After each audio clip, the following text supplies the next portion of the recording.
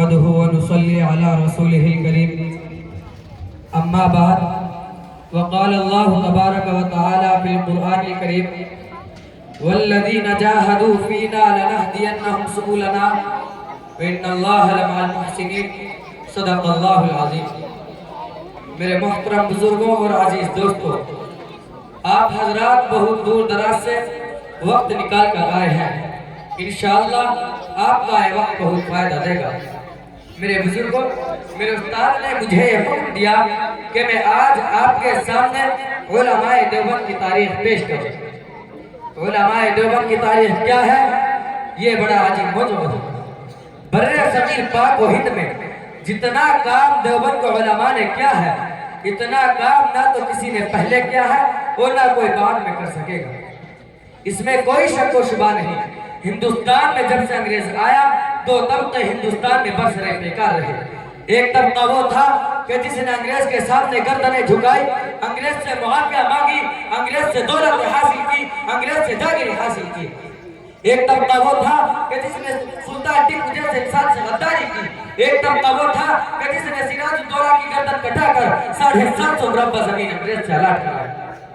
میرے بھائیوں، دوسری طرف ایک طبقہ وہ تھا جو شاہ ولی اللہ کے نام کا وارث تھا، جو شاہ عبدالعزیز کے فتوے کا لمبردار تھا، جس فتوے نے برِ صغیر میں مالٹا، کالا پانی اور اسکندریہ کے ساحل پہ جیلوں کو آباد کر کے پھانسیوں کے تختے پر چڑھ کر ساری زندگی انگریز سے ٹکرا گیا، بچوں کو یتیم کرا گیا اور بیویوں کو بیوہ کرا گیا۔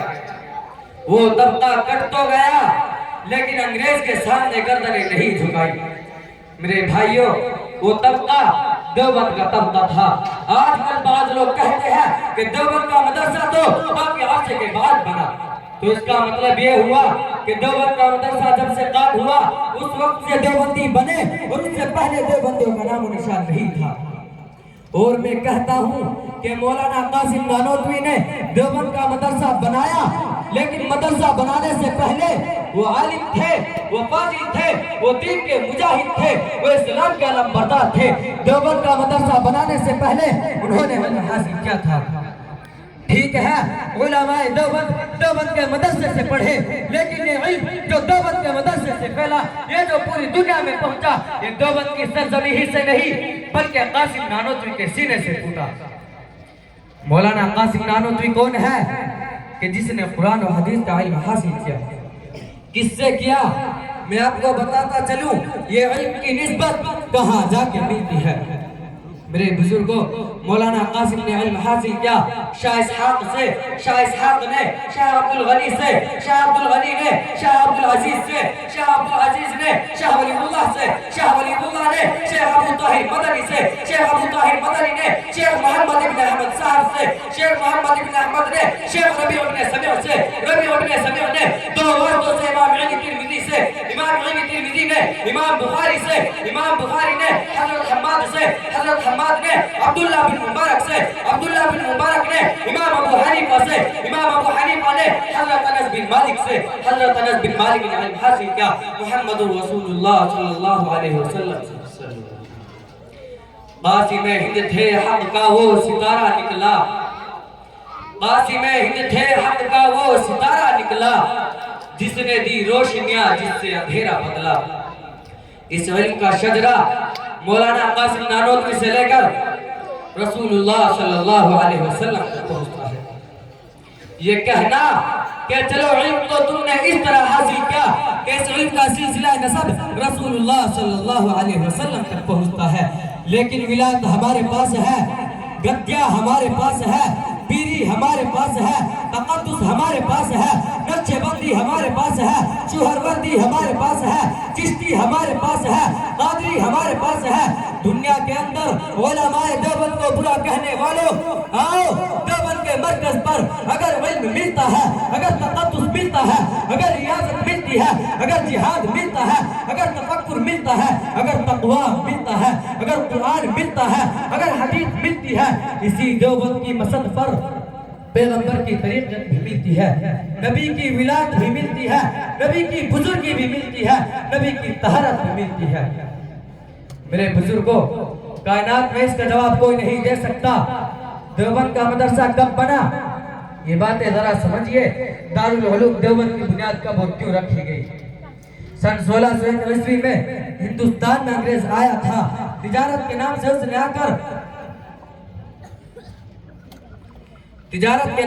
آ کر پورے بر صغیر پہ غلامی کی زنجیروں میں مسلمانوں کو جکڑ لیا، اور ایک وقت آیا کہ 1739 میں شاہ عبدالعزیز محدث دہلوی شاہ ولی اللہ کے گھر پیدا ہوئے، اور شاہ عبدالعزیز نے 1752 میں ہندوستان کی تاریخ میں سب سے پہلا فتویٰ جہاد جاری کیا اور کہا کہ انگریزوں کے خلاف جہاد کرنا فرض ہو چکا ہے۔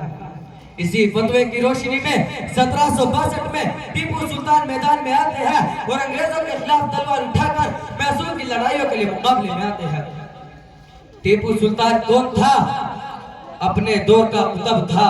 مولانا حسین احمد مدنی فرماتے ہیں کہ ٹیپو سلطان اپنے دور کا اتنا بڑا ولی تھا کہ آپ اور میں اس کا تصور نہیں کر سکتے۔